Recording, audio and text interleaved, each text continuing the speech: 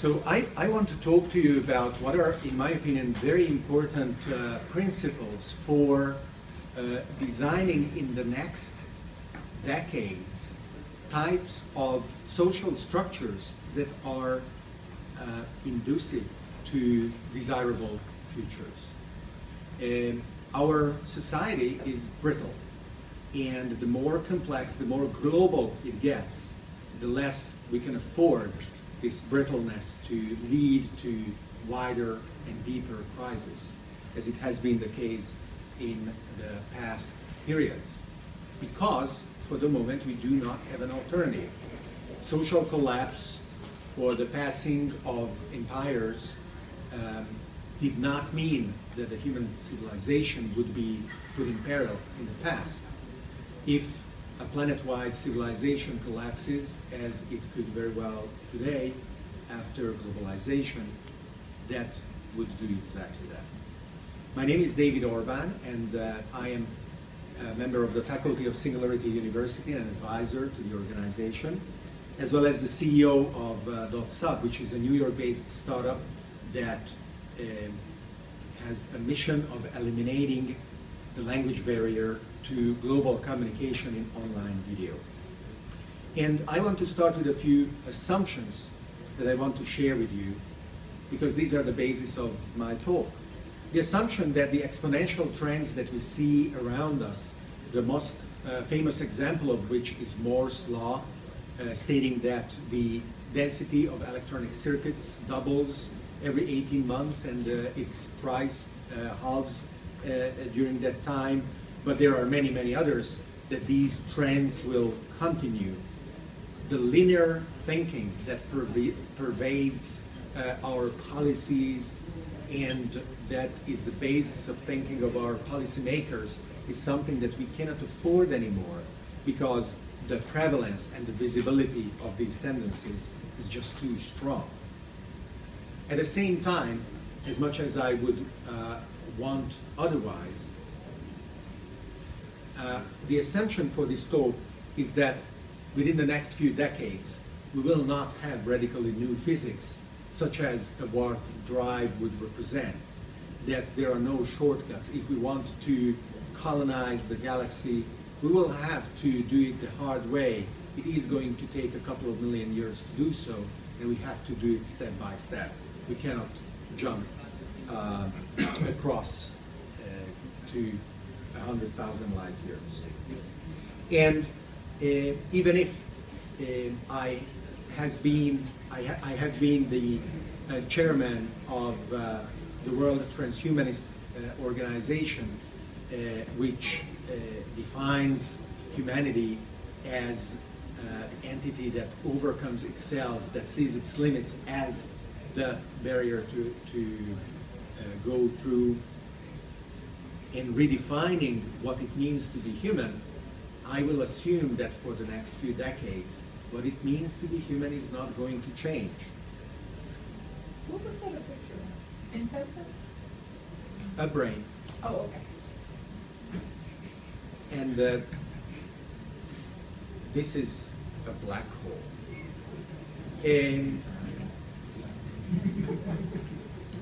And my final assumption, and I am a card-carrying singularitarian, is that what is called the technological singularity, the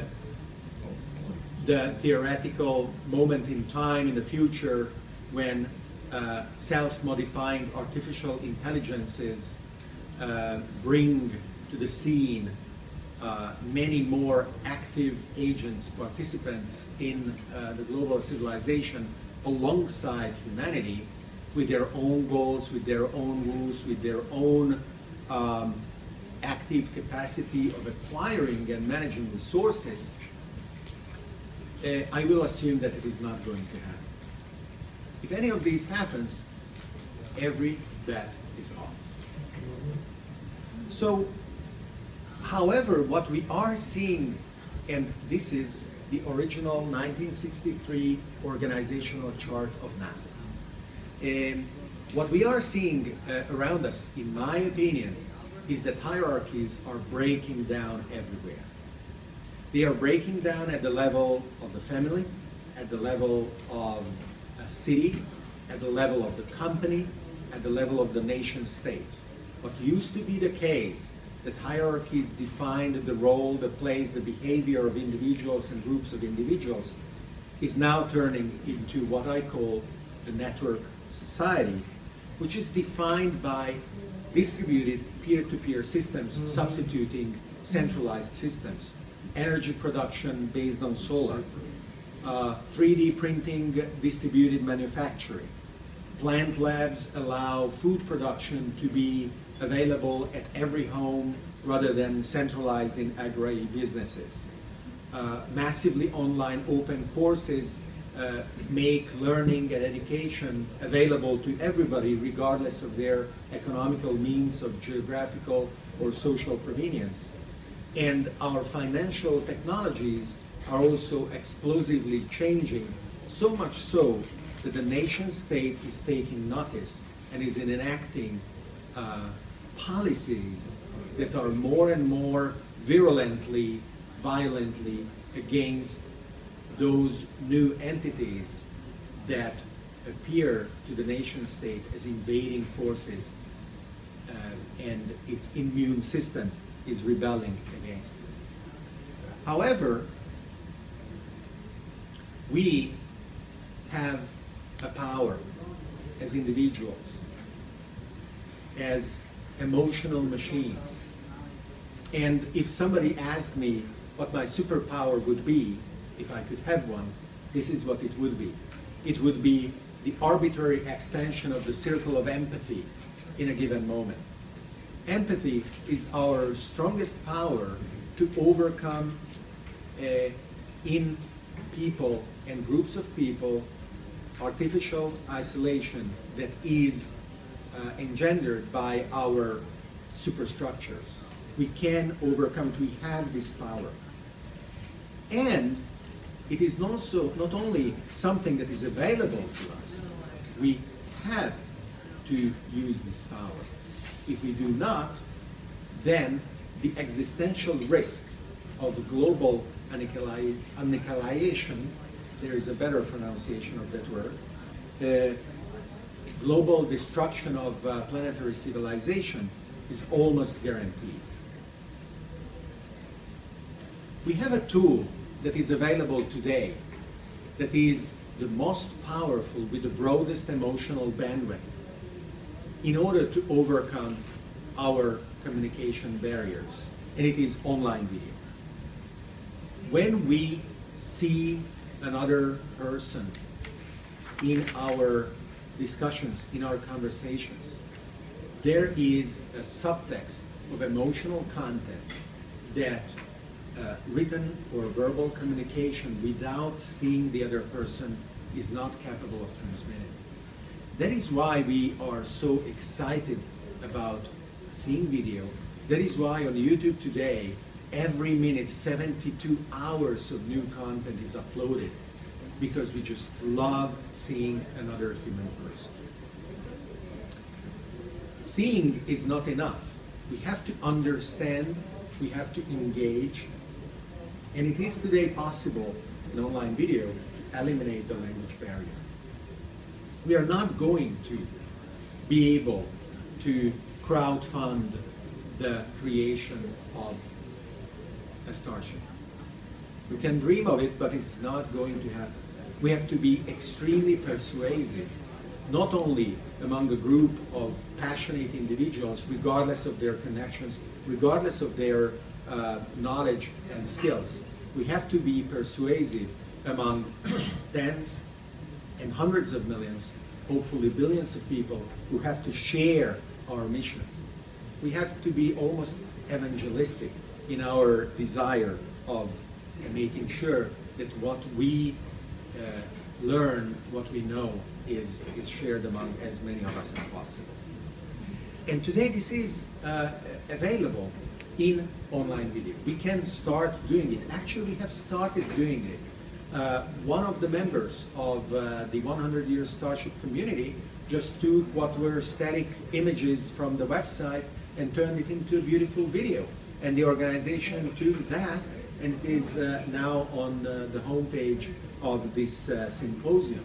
Others can do the same, and the way to do this is in a distributed, inclusive way rather than in a top-down manner, in a hierarchical decision-making process, as it would have been maybe natural for NASA to make in the 20th century. But we are in the 21st century now, and in this century, as I said, the risks and the opportunities that we have are huge. And we have to minimize the risks, and we have to maximize the opportunities ahead of us. So, in conclusion, our industrial civilization is unsustainable. On Starship Earth, unsustainability is unsustainable. We have to learn that. We have to realize that. Only sustainable systems can sustain themselves. And the way we go into our network society, and it will be crucial to try and minimize the violent reactions of the dying nation states as we achieve this phase change. As we go into a new organization of the network society, we have to face what are the new questions that we have in front of us. Is it right? Is it wrong? What is a natural path? What is some extremely artificial legislation that is being promoted because it is in the interest of a very restricted group? These are the questions that we have to ask in order to bridge our knowledge through our ignorance. And we have to be extremely inventive, because the only way we can try to succeed in our exponential dreams is by powerful application of our inventiveness. There is no guarantee. Moore's law, as well as many others, is a total misnomer.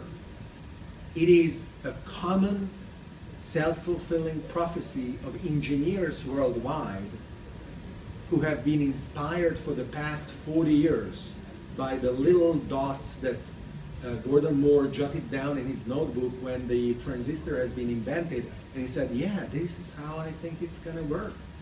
And he just kept going at it to prove him right. And that is the only way to go.